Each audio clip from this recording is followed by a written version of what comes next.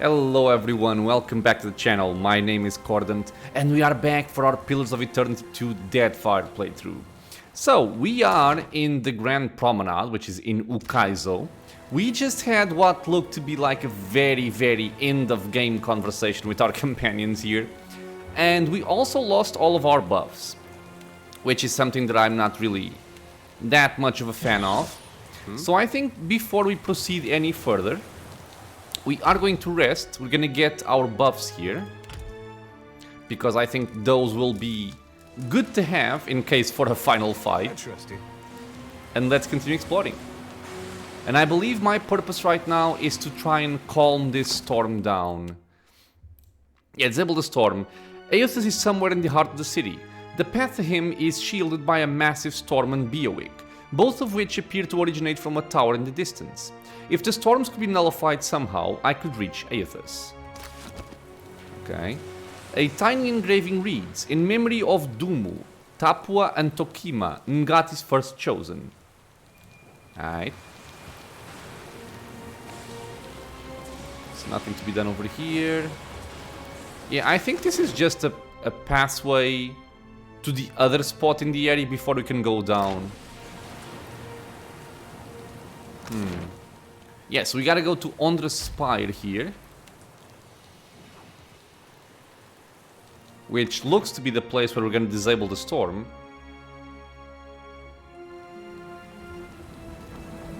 Ooh, this looks very fancy. I love it.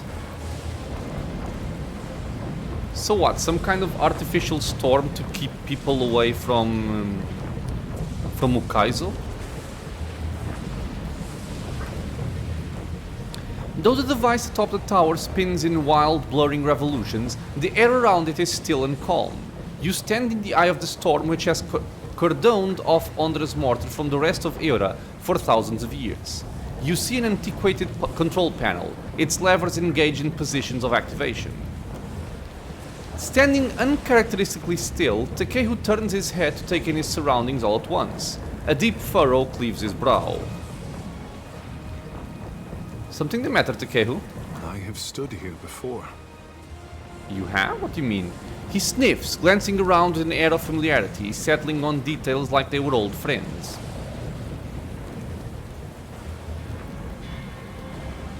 How? As a boy, I dreamed of a tower made of water. I stood at the pinnacle and made obeisance to Mother Ngati. This tower, this view. So he saw it in a dream. He plants his hands on his hips and surveys the vista beyond, nodding. Maybe Ngati was trying to tell you something? Yakara. Just so. Takehu nods, weighing the matter with care. Ngati's covenant. The first form of water shaping. It is here, waiting for me. He glances up at the spinning machinery with a mixture of apprehension and wonder. Do whatever you need to, Takehu, I guess. So beautiful. But look what they have done with you.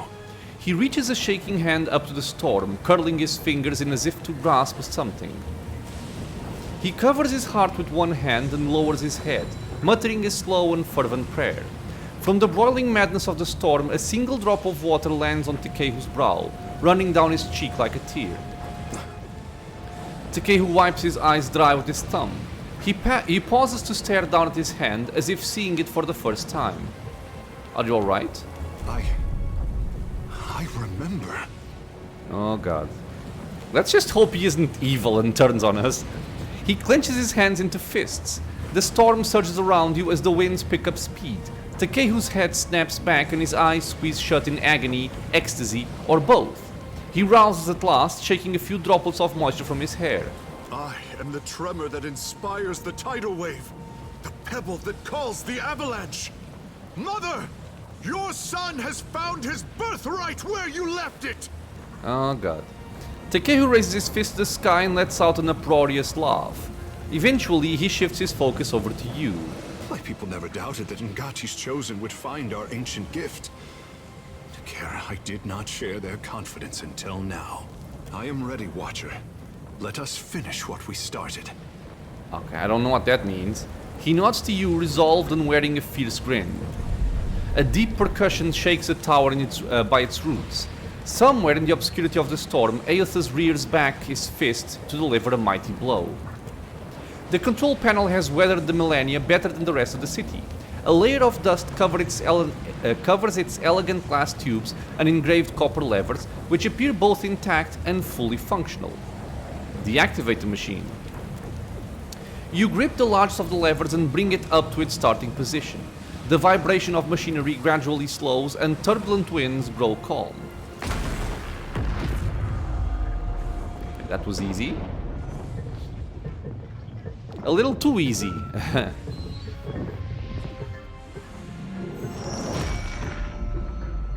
The machine controlling the storm winds down. The clattering of its machinery settles into a low whir and then, at last, hiccups to a halt. Beyond the tower, the black, roiling clouds of Andra's mortar roll away from the ancient city of Ukaizo, with only a tired sigh of wind to see them off. And on that last breath of wind, comes to you a familiar sound. The ring of a bell. Berath? The bell's ringing is soft. Oh, the gods. Not the clangor and torrent you've grown used to. It calls to your soul, and your soul yearns to follow it. Your soul flees from your body and into the beyond, chasing that sound.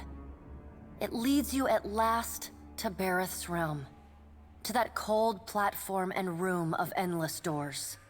Watcher, your journey nears its conclusion. The pallid knight stands before you, her gaunt face impassive.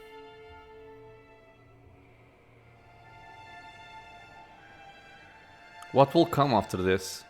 That will depend on the will of Kith, whose desires are ever in flux. Soon you will confront Eothas for what will likely be the final time, and you will do so as the Herald of Berath, the only creature on the face of Eora to whom he will listen. Remember that. The pallid knight inclines her head to you, black hair hanging lank in her face. She steps back and cedes the floor to Helia with a small, resigned sigh. If Eothas truly intends to go through with his mad plan to destroy the wheel, a generation's worth of souls will be trapped in the in-between. So many would suffer. How can Eothas be so cruel? He cannot just abandon them. Eothas must help the kith find a quick solution. But this is where things start getting confusing to me. Because she's saying that she doesn't want Eothas to break the wheel, but then at the same time she's saying Eothas must help the kith find a quick solution. So the solution would be for the broken wheel, right? I think so, at least. I like the birdies, by the way. I love this one in particular. Abaddon strides forward. Eothas thrust this crisis on the kith. They did not bring it upon themselves. Their only mistake was in trusting us to watch over them. Who will help them rebuild their world now? I like that we can see extra details from the gods we couldn't see before. Eothas will reveal every secret of the gods. Will Kith be able to change the established order if they have no wonder to inspire them? Eothas must help them resolve this quickly, lest every one of Eora's few remaining mysteries be laid plain.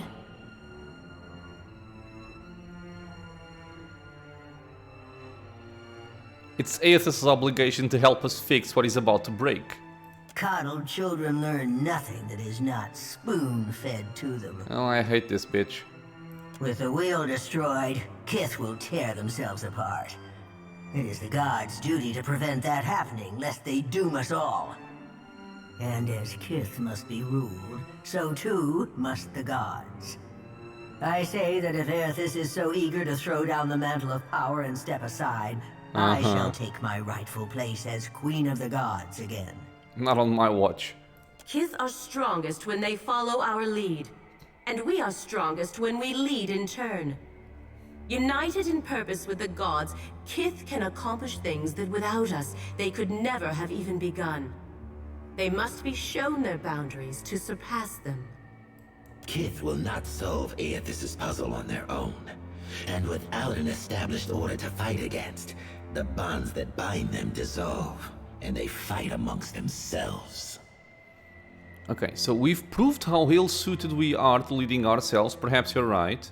Boudica doesn't want them to solve it, she wants to be queen over you all. How can we trust you to lead us after this?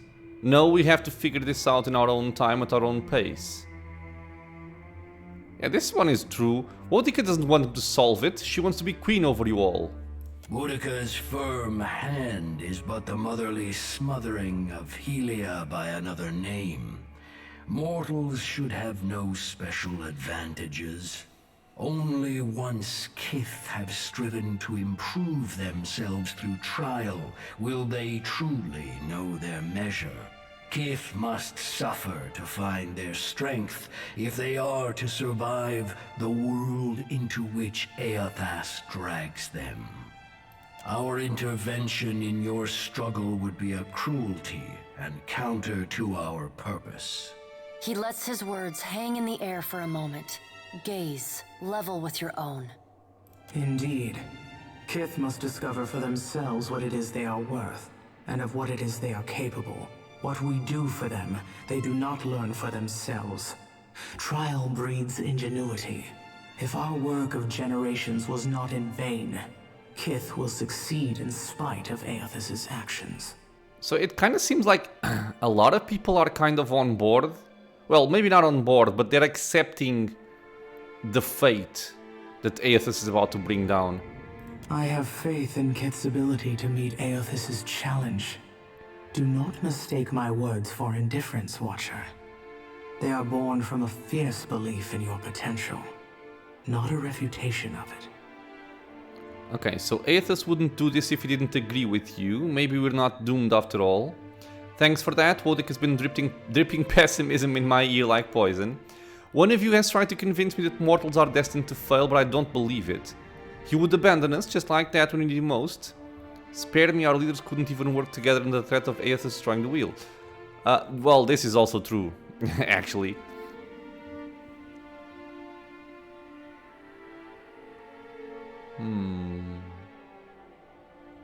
She has faith in Kith's ability to meet Eothas' challenge, and this is basically the whole idea behind Eothas, right?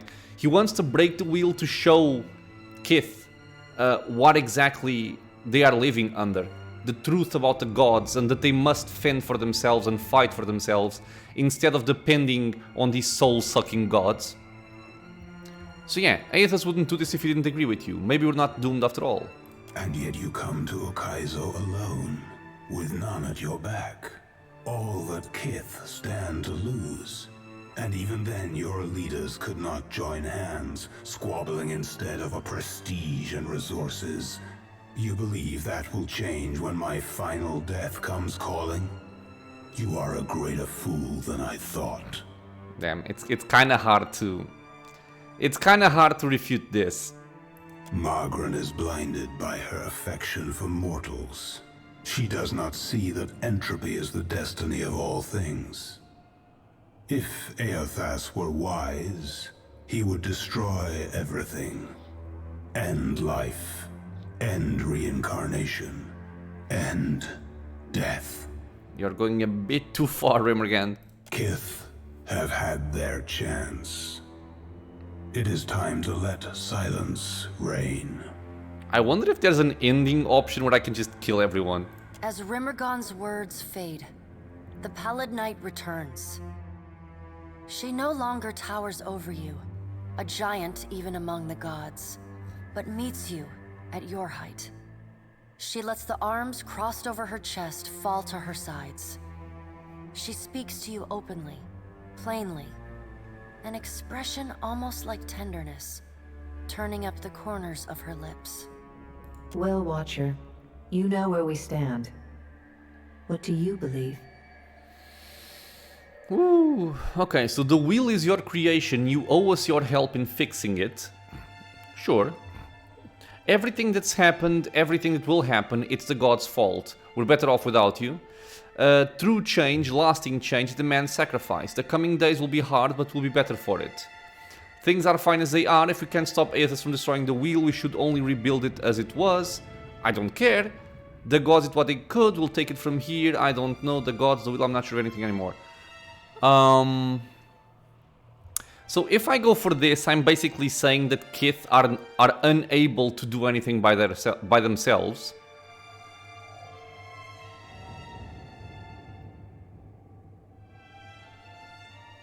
So I'm leaning towards number 3 and number 6. The gods did what they could, we'll take it from here. Or true change, lasting change, it demands sacrifice. The coming days will be hard, but will be the better for it. Go. Take care that you do not sacrifice all, Watcher. Only what you must. The things you stand to lose, lives, institutions, beliefs, you may lose for good. Now the time has come for us to part, Watcher. I laid upon you a difficult duty, and you have discharged it well. You will be free of it in time, but not now.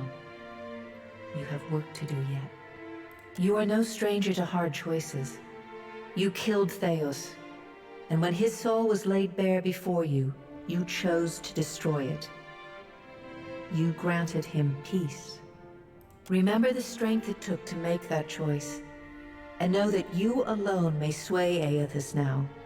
When you stand before him, choose your words carefully. She claps her gauntleted hands together, and a sound like thunder rumbles through the room. As the floor crumbles and falls away beneath you, you hear the sound of a single bell ringing, and beneath it, the faintest whisper. Okay. Ooh, there's Eothas. Awesome, man.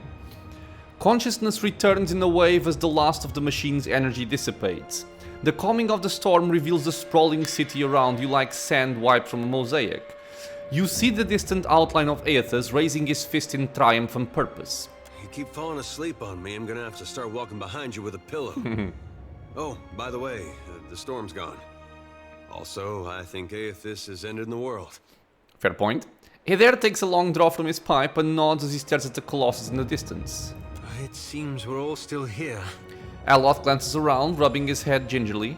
Do not touch the machine again, I say. The delicate fish can only take so much. Squeezing his eyes shut, Takehu rests his head in his palm. Gods and darnation. My head. Shoti presses a palm to her brow as she struggles to her feet. Peering over the edge of the tower, you make out a distant shape amid the ruins below. An iron-studded warship has dropped anchor in the shallows, its cannons angled to the shore. The ship is nearly cracked in half, but the standard of the Royal Deadfire Company persists in flapping with the breeze. They followed me and they made it through. The empty deck tells us that the surviving crew have long since boarded the skiff and rowed to shore, which means you're no longer alone on Ukaizo. Maybe they came to negotiate? If ever there was a place for a final standoff, it's Ukaizo. Go for it. Okay, so I think we have to go back the same way we came from. Oh god. I lost my buffs again! Okay, well, screw it. I'm not gonna rest right now. We're gonna see how this plays out. So from the Grand Promenade, we can get to the other area, I believe. I'm gonna stealth here because... yeah, because this. Sup, bitches? Are you coming after me? Something I can do. Quick save.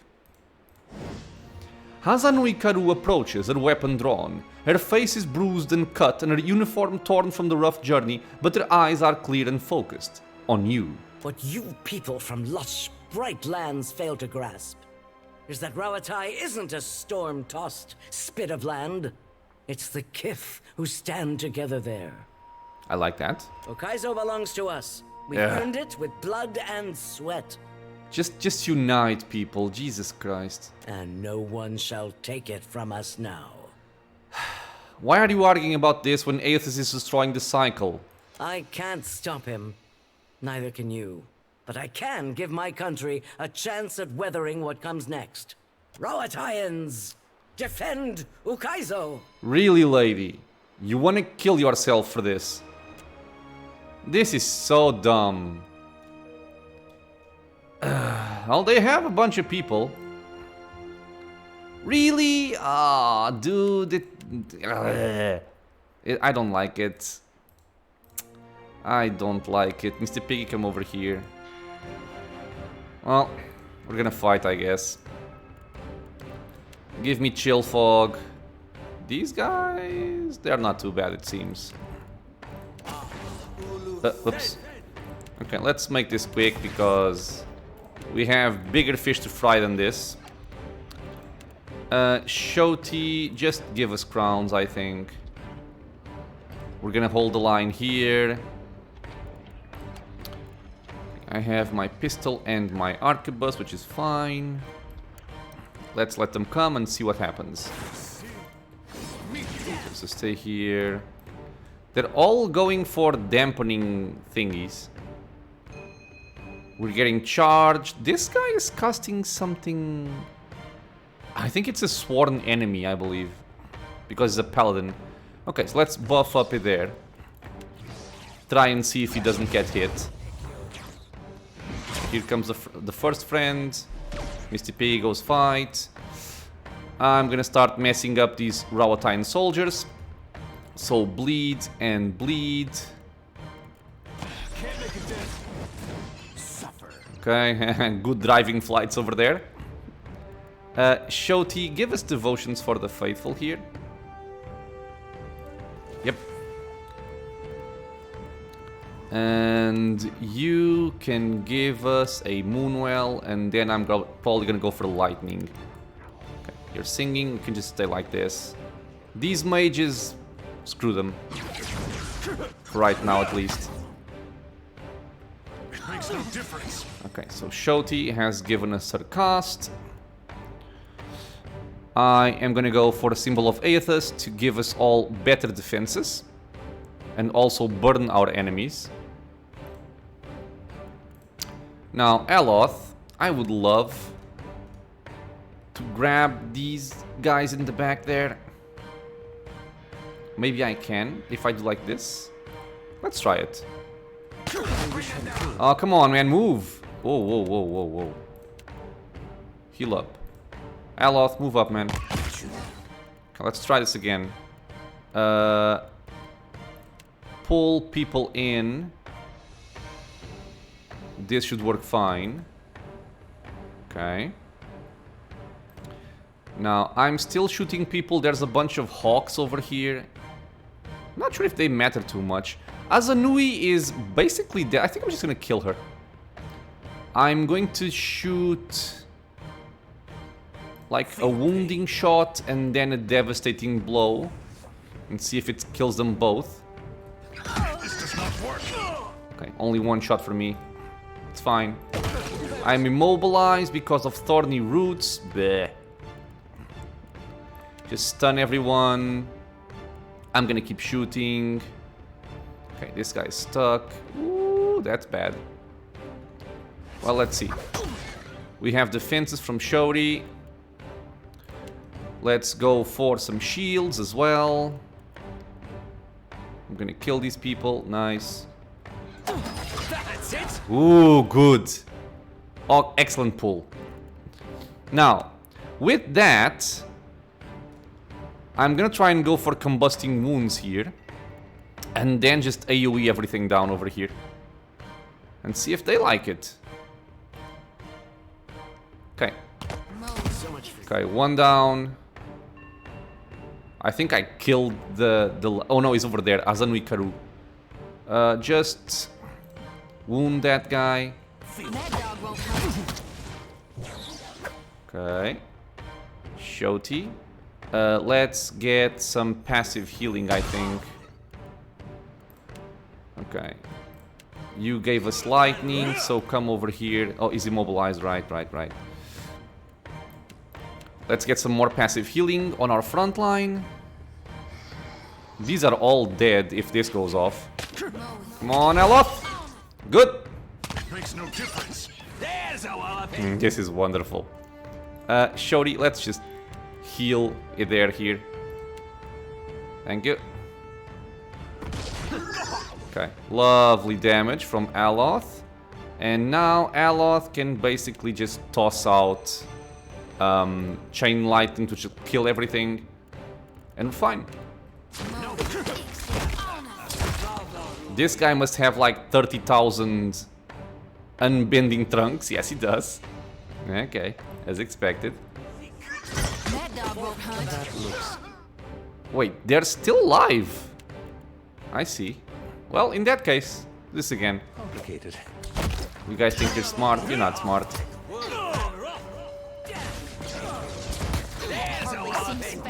There we go. This guy, he's still alive. Through some magical means. Okay, dead, kill this one. Hey there, just go for him. Tell me. No mercy! No mercy. Just devastating him. Done. Yes? Well, this was completely unnecessary. I'll take care of it. You guys are morons for doing this. We could have united, but you chose not to. Hazanui's crested hat. It doesn't do anything. Hats come in many different shapes, sizes, and a wide array of colors. The Woodens are known for their modest rustic hats, while Valians are associated with broad-brimmed hats, featuring a variety of exotic plumes. Okay.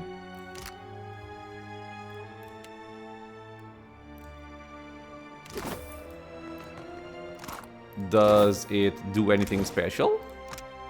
No. I can just use it for fun. Oh yes. Alright. Well, he died. Of course. I'm gonna stealth in case I also have to face the Principe and the Valians and stuff. It could kind of be cool, but it seems silly, man. Okay, is there anybody over here? No. Okay. I'll see what I can do. So, Moiguith. Let's see if we can reason. You descend into the ancient winding streets of Ukaizo. Battered by storms for thousands of years, the ruins bear the marks of their role as the lone witnesses of the god's great secret at the center of the city. The houses and boulevards are pierced by great spears of luminous Audra. There are no ashen bodies, no birds, no sign or sound of any life. But with every step, the rhythmic pounding in the distance draws nearer. Soon, you can feel the vibration traveling up your spine. As you approach the center of the city, the weathered architecture gives way to more luminous Audra, piercing the ruins, eventually overtaking them entirely. Cresting the top of a fallen tower, you finally get a clear view of Eothas. He stands, legs astride, next to a great stone monument ringed with 11 cavernous alcoves.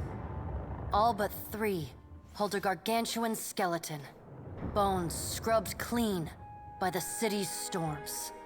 An immense Anguithan machine floats above the monument, suspended by invisible energy emanating from a well of light beneath it. Great brass rings spin around a core of metal and Audra at the machine's center. Periodically, Eothas's massive arms swing back. The movement alone is enough to draw great gusts of wind toward him. When they come down on the machine, the impacts are accompanied by eruptions of electricity, fire, and smoke. The hundreds of luminous Audra pillars across Ukaizo sympathetically dim in a rippling wave that spreads out from the machine. I wonder if these are the titan bodies of the gods. The only safe route to the god is a steep ascent along a monstrous pillar of luminous Audra. Intertwined with fragments of Ukaizo's ruins that it has carried through the centuries, the pillar bends in a long arc, towering above the machine. The pillar levels out near Eothas's head, a silent observer to the destruction of the machine it has grown beside over thousands of years. You weave your way along a treacherous, rain-slicked path up the pillar's skyward side. As you arrive at the top, you catch Eothas' attention. Fist pulled back, he pauses to observe you. With the same gentleness he showed at Ashen Maw, he lowers his arm and turns toward you. Okay. To see Ukaizo in this way. Why are we still getting experience? It may be hard to picture, but this city was once full of life. The Huana, yes, but also kith from many other cultures. Great hanging trees shadowed these boulevards. Gardens sprawled across the open rooftops. Each spring, a festival procession would wind its way from the hillside into this valley. The celebrants would pass through a steep walk among the stalls of foreign merchants, flowers falling upon them from all sides. All people of all nations, together in a celebration of new life. Such was the power and beauty of lost Ukaizo. Can all of that beauty and life return to this place, Mighty One? Has the future of my people awaited them here? Lost Ukaizo remains only in name, Tekehu. It is a name as barren as this city. If future generations wish to create life in this place, they must look forward as much as they look back.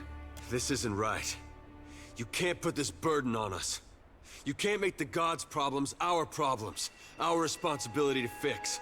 How can you have faith that what you're doing is good?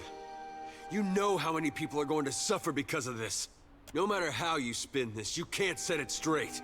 Adair, I wish I could explain it to you. It breaks my heart that I cannot. But no matter how much you curse me, do not despair. The souls of this world will need people like you. Lights burning brightly in the darkness to come. Gone, please, I'm begging you. What do I do following this? How am I to best serve those still living, to improve our future chances of survival? The Deadfire and the Eastern Reach are full of animancers. Women and men with brilliant minds who can solve this great problem. They will also need people with brilliant souls, like you, Shodi. People who can tend to the spiritual needs of the world in a time of fear and desperation. Remember, the flame you bear is not only light, but warmth. Provide comfort to all who need it. Aloth shakes his head, looking up at Eothas. What right do you have to do this? Destroy the wheel and leave us with nothing? Without even knowing what will come next? Aloth, we are all gods and mortals, responsible for our own actions. But inaction carries its own moral responsibility. It is a burden I have carried for far too long. One must always do as their conscience dictates, even if that means abdicating a position of power. But what of you, Watcher? Oh God. Why have you followed me? Have you come to bear witness to the breaking of the wheel? I feel pressure.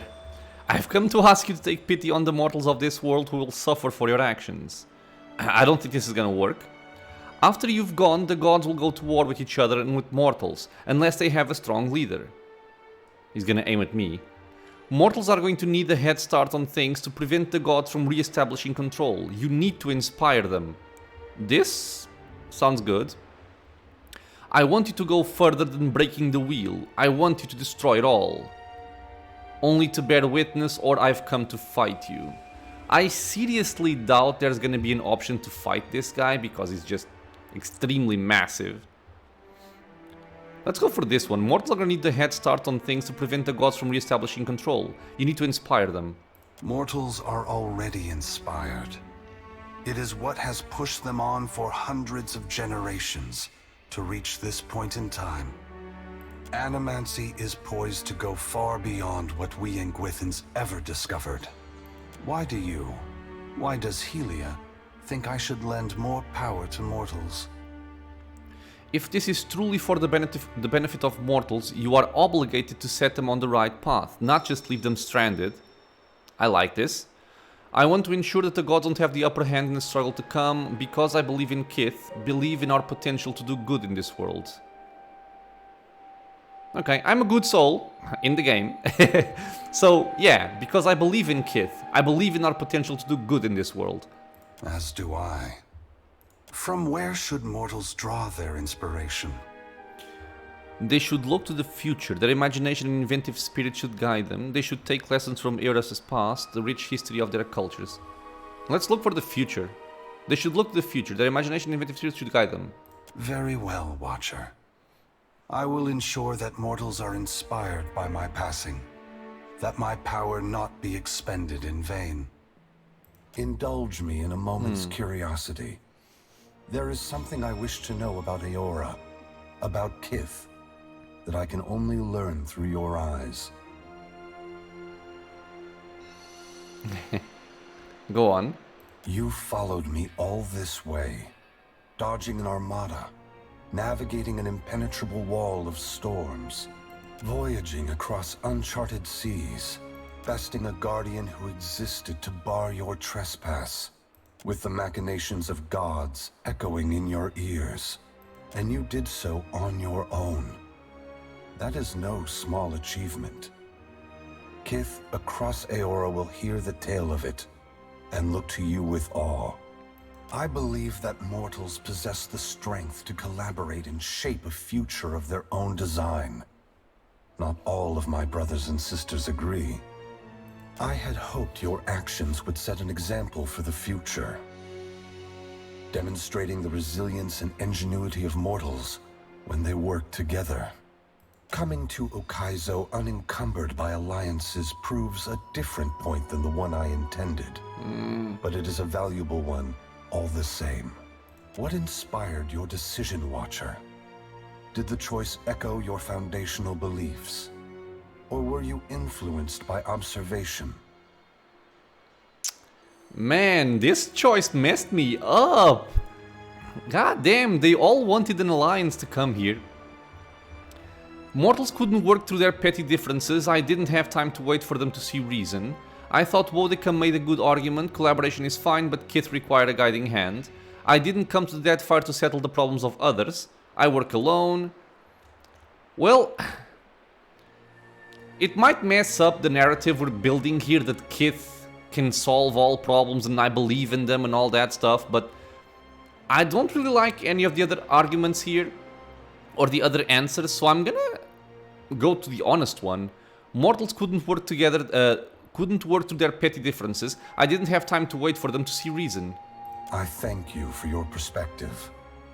Yours is not the only opinion that concerns me, but for the moment, it offers much to consider. Oh god, let's hope I didn't mess everything up. All I ever wanted for mortals was growth, transformation. Once, my brothers and sisters shared this goal. Some have forgotten themselves, giving into fatalism or tyranny. Others have succumbed to apathy. It brings me great sorrow that crisis is the only way to set the future in motion. Would that I could pass the responsibility of heralding your darkest hour to another. Just a side note here with reality. It brings me great sorrow that crisis is the only way to set the future in motion. This just reminds me of the pandemic, of COVID. It just advanced so much stuff in terms of, I don't know, technological advancement, allowing people to do different things from different places, but not gonna get into that too much right now. This just rings too true right now. Would that I could possibly... Okay. You shirked the aid of others and came this far alone. But I think you'll find that the future is built on trust, cooperation, and understanding among Kith.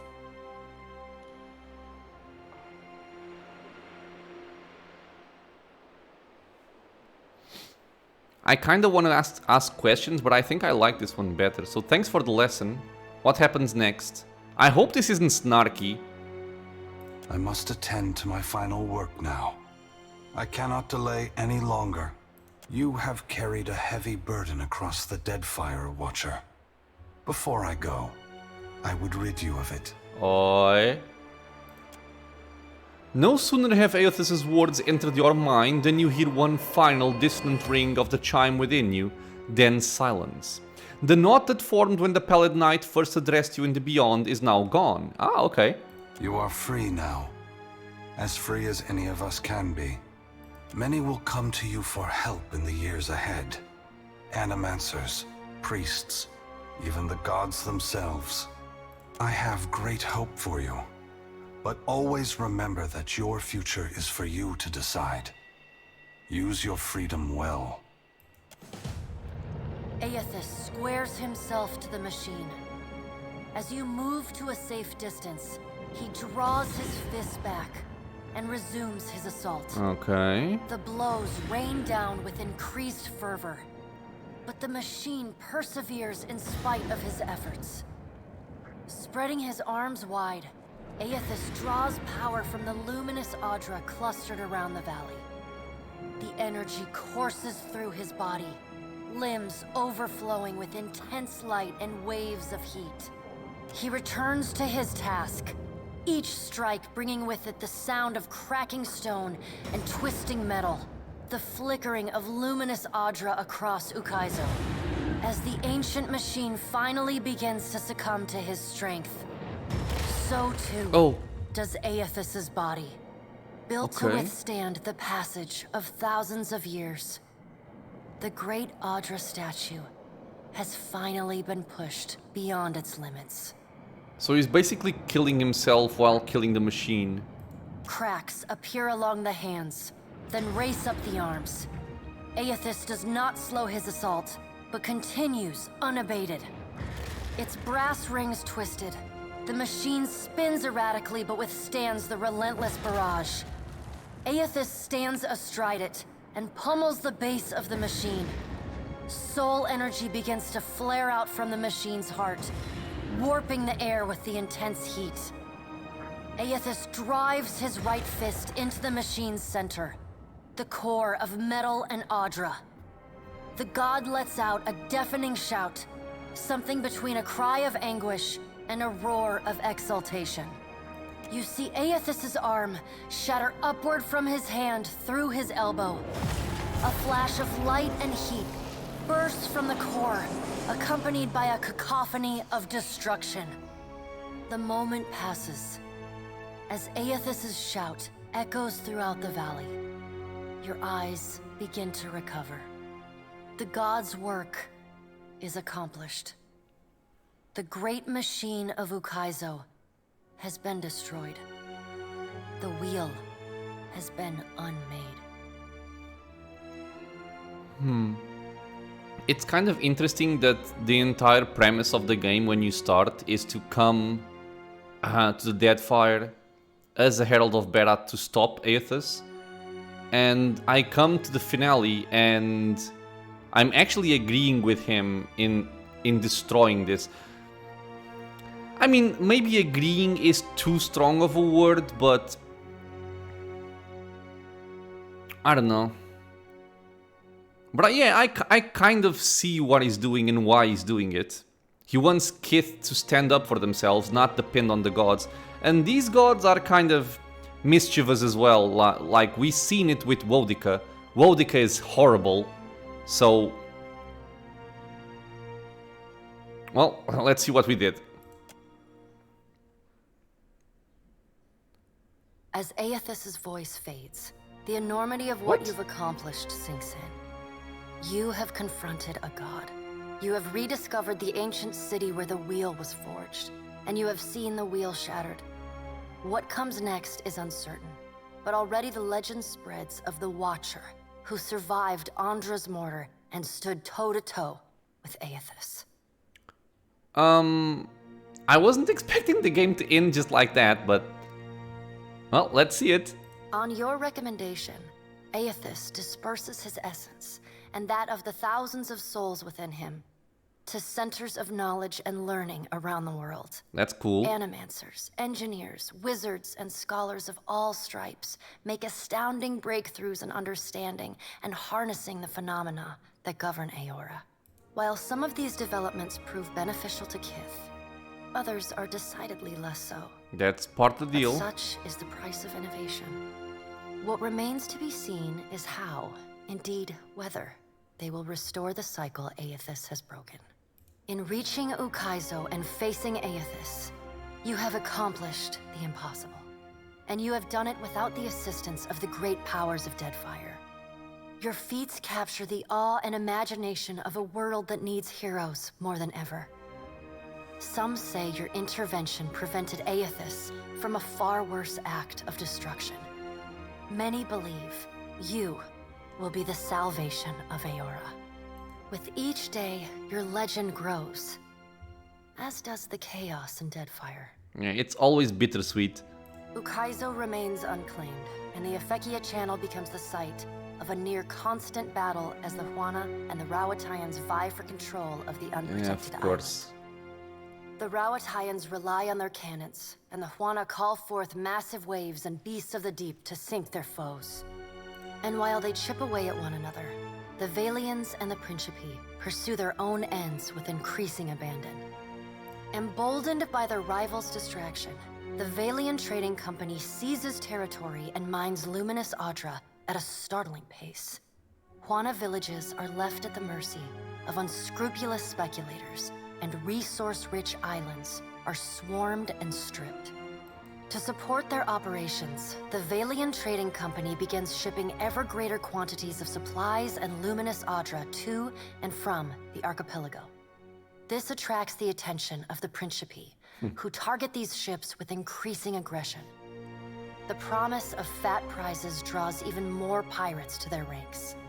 The Rauataians, as well as the Huana, are too busy to stop them. Goddamn greedy kith, man. Despite other tensions across the archipelago, Port Maje remains a model of peaceful, productive cooperation between the Huana and the Valian Trading Company. Though they do not always agree, Governor Clario and Storm Speaker Ikawa work together for the mutual benefit of their people. As the balance of power changes in Deadfire, so too does Nekataka transform. With the major powers at one another's throats, Nekataka becomes a maelstrom of chaos. Spies and smugglers follow the flow of refugees into the city, where violence is commonplace. Yeah. Ukaizo remains the coveted prize, and Nekataka fades into an afterthought. I mean, this is looking like a bad ending. The Kahanga leadership takes responsibility for the welfare of the Raparu. Okay, that's and good. the Gullet starts to improve. What was once a den of crime, poverty, and illness slowly becomes a quiet haven for the Raparu. It seems to me like the previous slide was because I didn't choose any alliance, or maybe I didn't choose the Huana, and that's why that happened. The loss of Skiariliphus's essence weakens the Water Shapers Guild. Their power wanes and their influence fades. The art of water shaping survives as an arcane curiosity. Well, at least the dragon is free. Your brief encounter with Letharn proves deeply influential for the children of the Dawnstars. I don't remember who this is. Plagued with nightmares and haunted by the deaths at Hesango, Letharn begins questioning his faith in Eothas. At first, his fellow Dawnstars chide him. But that changes as word of Eothas' deeds at Ukaizo spreads. After all, what business have they worshipping a god who denied his own legitimacy? Completely forgot who this guy is, but, well, it's the leader of the Dawnstars apparently. The faith of the children of the Dawnstars fades, but their commitment to the people of Deadfire does not. They continue feeding, healing, and helping the neediest, just as they have for decades. That's the most important. It is no longer a holy mission, but it is a mission all the same. Even better. The Audra at Pokakohara is restored, but the rumored Valian Trading Company post never comes to Tikawara. Torn between waiting and seeking better fortunes elsewhere, the tribe gradually scatters and fragments. The dragon, Neraskirlas, no longer passes between Eora and the White Void, and the dead flow slowly breaks apart, exposing the temple long frozen within. Hafjorn leads the remaining Harbingers of Dusk on a return pilgrimage to the White that wins, and they scatter into the clans and settlements from which they hailed. The Temple of Remergond falls into disrepair, home only to madmen and monsters. In besting the Beast of Winter, you earned the Death God's mercy rather than his enmity. The deity remains characteristically unforthcoming about his decision, and you're left to wonder whether in doing battle with him in the White Void, you somehow furthered his apocalyptic ambitions. What? How? Once repaired, the Adra at the primal island of Kazuwari again pulses with the flow of soul essence between the here and the beyond. The feral life on the island flourishes, the jungles and veld growing ever wilder and resistant to settlement and exploration alike. The faces of the hunt continue to rule the Crucible and Galawain's, or rather, Tawamawai's name. The trials summoned by the statue grow deadlier with each season, until only those rare few willing to brave the gravest of dangers seek out the bloody ordeals of Kazuwari. Like the other souls following in your wake, Muatu eventually yearns to move on to the beyond and the wheel. Stymied by Eothas' actions, however, he settles on returning to Kazuwari, where he joins the choir of souls that echo throughout the Crucible. Hundreds of kith, and no small number of wilder and primordials, flee from the Black Isle, their minds a confused collection of inconsistent and contradictory memories.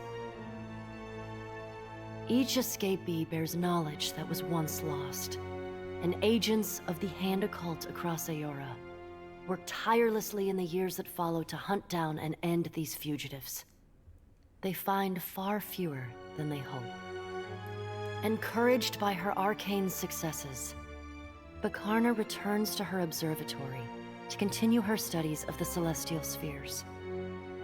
In time, her colleagues in the Circle of Archmagi come to accept her among their number. Yay! She takes on apprentices, and they trumpet her praises as both a brilliant innovator and nurturing pedagogue. Awesome. Slain by your hand, the Titan of Wal poses little further threat to Eora. As the corpse decays, it putrefies into a massive nest of hungry fungal monstrosities. Oh god. Vessels that anchor off the shores of the Black Isles tend to go missing, only to turn up shipwrecked months or even years later against distant shores. With time, the body collapses upon itself, and the Black Isles finally implode. Though your adventures alter the destiny of Eora and the balance of power in Deadfire, they also leave a lasting mark on those who travel at your side. Your companions find themselves changed in ways both big and small. Well, I'm gonna guess that Pelagina, Maya, I think, aren't gonna have much of a story. Seraphon might have a little bit, but I didn't play with them a lot, so let's see what happens. Adair returns to Hisango, where he reunites with Byrne, Nice. the son of his former lover, Ilava. The boy takes heart in Adair's account that Eothas and all the other gods were false, petty, and unworthy of the love of kith. Realizing how close he came to dying for this cause, Byrne finds renewed purpose in working alongside his uncle to repair the many scars left upon Deadfire by the gods. Under Adair's guidance, Byrne grows into the kind of irreverent, stubborn hothead that would have made his mother proud. And Adair visits her gravesite, often to tell her so. I mean, I love it there. Shodi is not a priestess who understands the meaning of subtlety. As such, she makes her girlish crush on Adair painfully obvious from the moment she first sets eyes on the strapping fighter. Early in your travels, Adair appears discomforted by her persistent flirting. He often grimaces when she sidles up to him, and he takes endless pains to keep their conversations terse and to the point. But after a little smoothing on your part to nudge them in the right direction, Adair makes an effort to view Shodi with an open mind. And Shodi begins teasing the veteran fighter in a more companionable and less amorous manner. After saving each other's hides a couple times and sharing more than a few laughs, the two form an easy, and you suspect, lifelong friendship. Okay, so that worked out for everyone, good. Seemingly lit with an inner glow, Shodi takes to a new life of mission work with gusto. She still is committed to shepherding souls forgone, but having realigned her goals with that of her fellow Dawn Stars, she now endeavors to help the living as much as the dead. As you travel the Deadfire, you find her sleeping better and laughing more often. When the time comes for her to return to her temple in Neketaka, it's with a clear wistfulness and much lip-biting on her part. She leaves you with her sickle and a hastily scrawled note. It reads, "A keepsake from a path once walked. Remember me, Watcher, for I will forever dream of you." Aww. Aloth renews his commitment to transforming the Leaden Key from a tool of secrecy and oppression into a watchdog organization. With the wheel broken, he reasons the world will need wise and responsible leadership more than ever. It is a lofty goal, and one he does not expect to finish in his lifetime.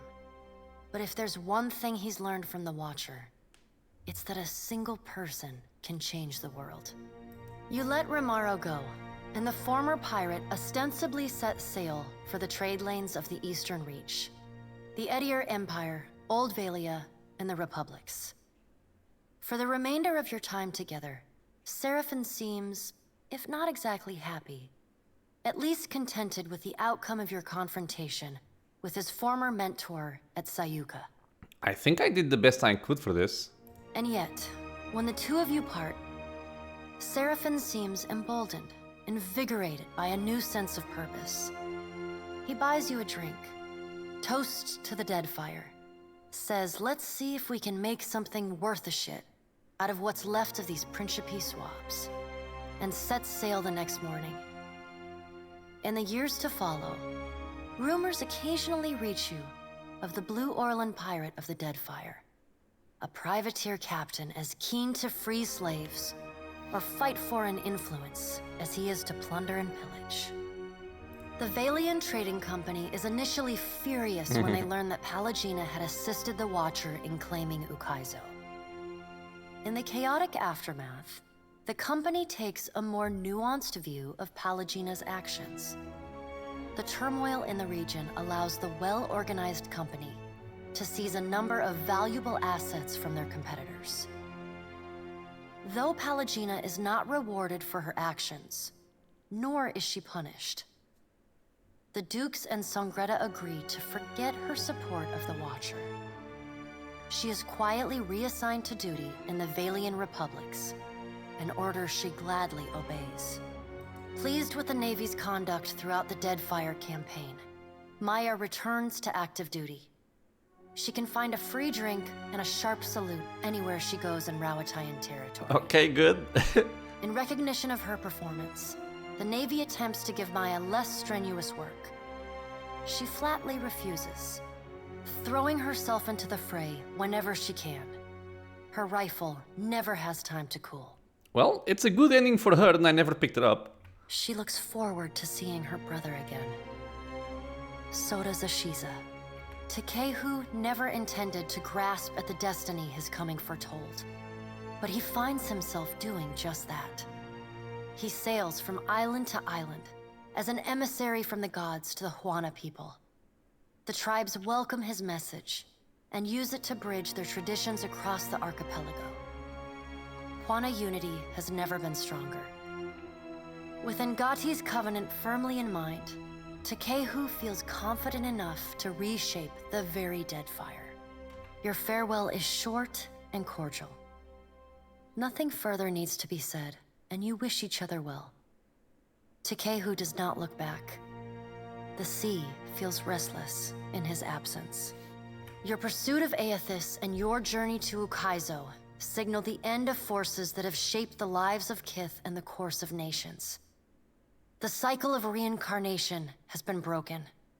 The storms of Andra's mortar have calmed. Yet each ending promises a new beginning. As the sun rises over Ukaizo, Kith turn their gaze eastward, wondering at what lies beyond, and at the world they will fashion for themselves. As the Watcher of Cadnua and the former Herald of Bareth, you return to your ship and begin the long journey home. You hope for calm weather.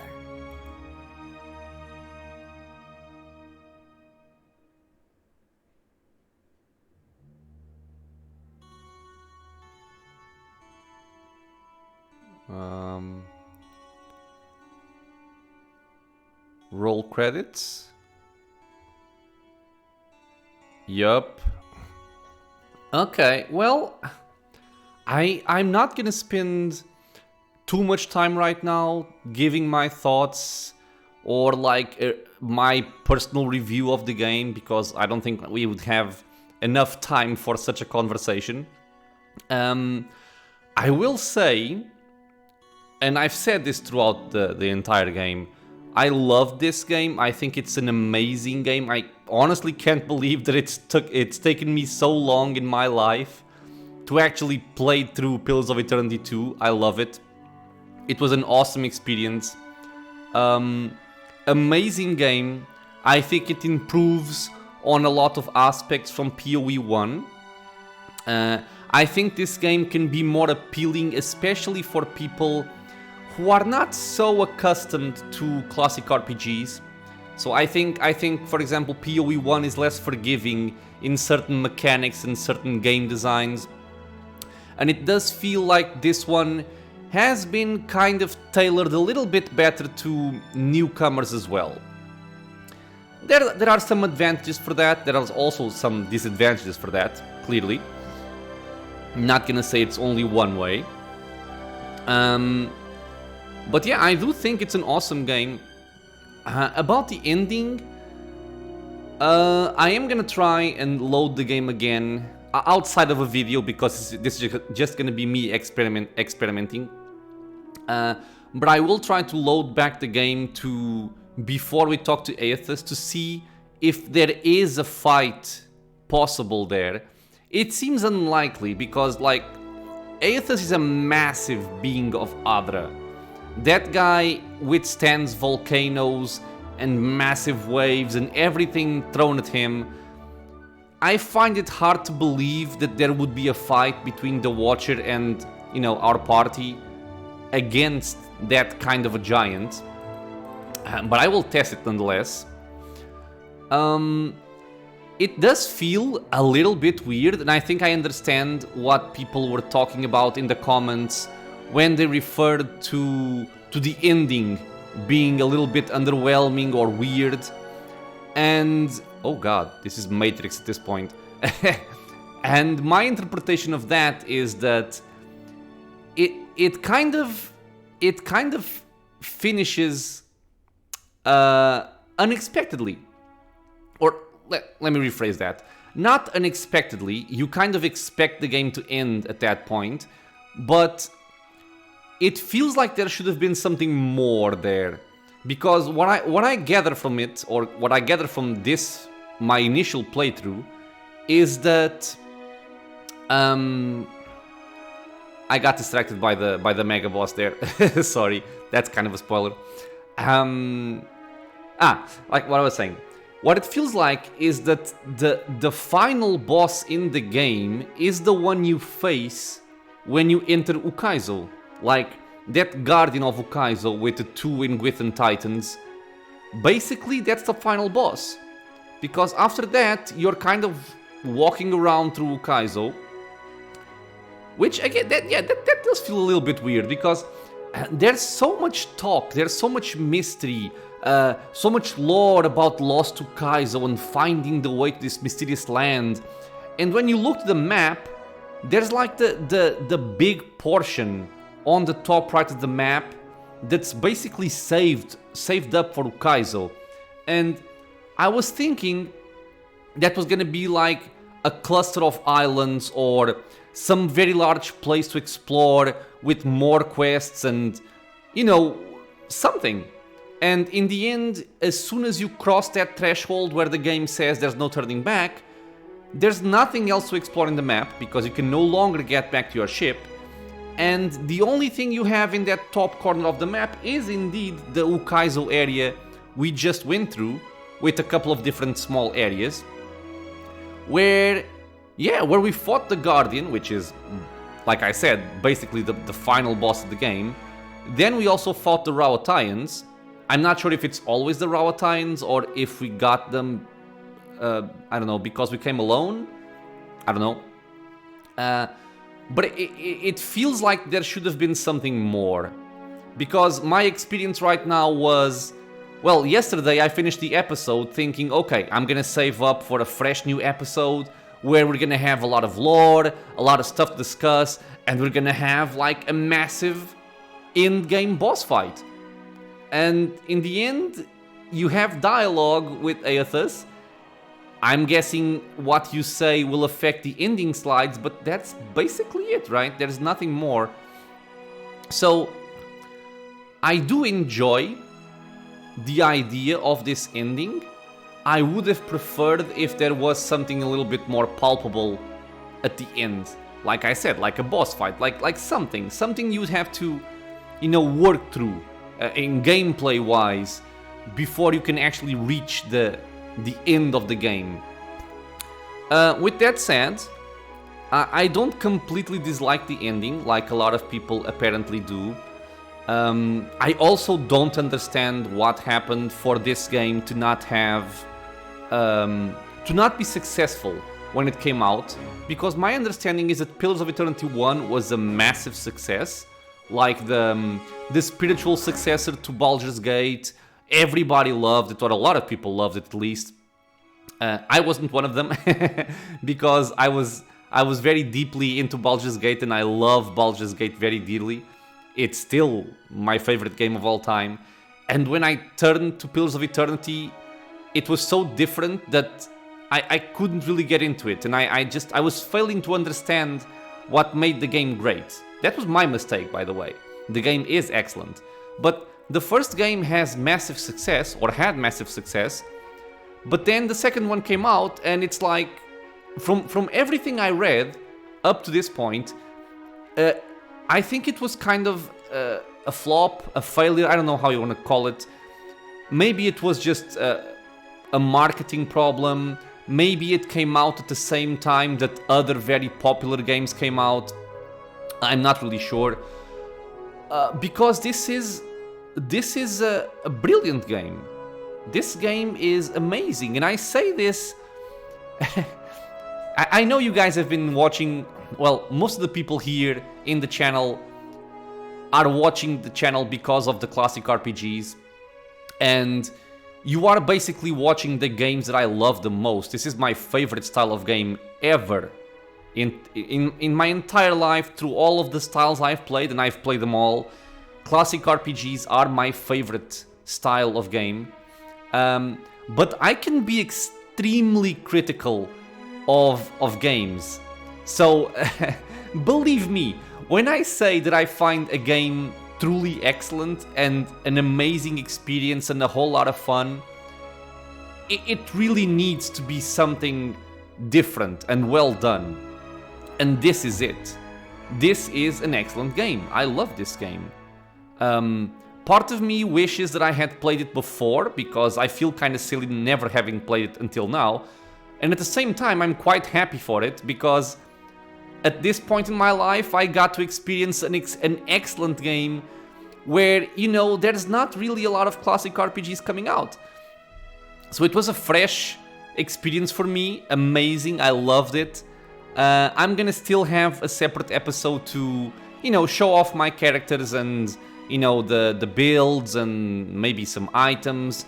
You know, those score screens where you can see how much damage the characters did, how much they healed, how many kills they had, that kind of stuff. Just like for a wrapping up episode, let's say, where I will also talk about what I find good and bad about the game.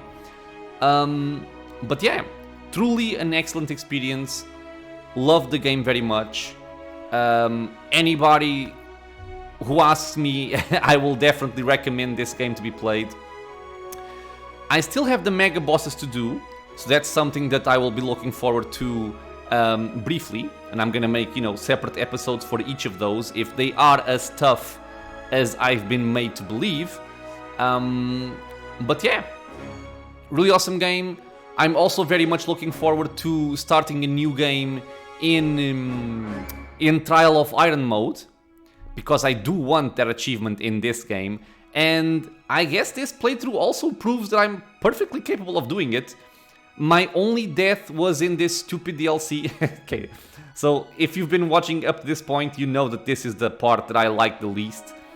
But yeah, my only death was in a Slayer challenge in this DLC, where I lost control, basically lose control over my characters and builds and classes and items, and I was forced to play with stuff that I didn't understand, and that led me to, you know, die. But this is optional. So everything else that we did, the main story, the side quests, all of that was done deathless. So this could have basically been an Iron Man run, and I'm very proud of that, by the way. I love being able to provide this playthrough for you guys and, you know, make my best effort to keep the party alive and just keep going forward. Because, you know, a lot of times when we're playing alone, you go up into a fight, you aren't really that much focused into it, and one of your characters fall down and just say, screw this, I'll start over, and just quick load. But here, I was determined to, if I start a fight, I'm gonna see it through, I'm gonna use everything at my disposal to try and win this fight, and I'm very happy that I was able to achieve just that. So I hope you guys also appreciate the effort in getting this through, in getting this done the way it was.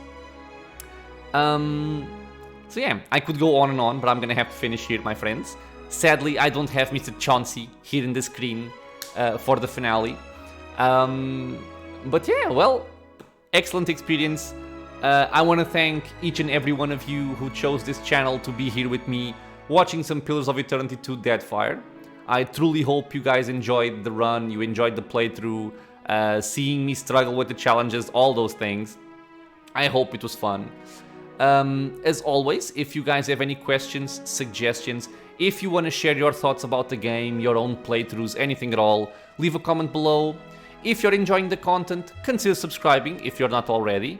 There are videos coming out every single day, be it for this game or any other game coming to the channel. I aim to keep one video at least per day. I will also work on making some guides for this game, like I have done for Pillars of Eternity 1 and Baldur's Gate and stuff like that, because I do enjoy making those kinds of guides. I think they're fun, and I think they can help a lot of people, especially people starting out with the game, because there's a lot of mechanics which are, you know, not obvious or trivial when starting out. So look forward for that. And you know, subscribing is also a free and easy way to support the channel, so I would appreciate anyone willing to subscribe and put up with me. But yeah, I hope to see you guys in some other videos that we make. Maybe the mega bosses, maybe the guide, maybe another playthrough, who knows. But until then, stay safe everyone.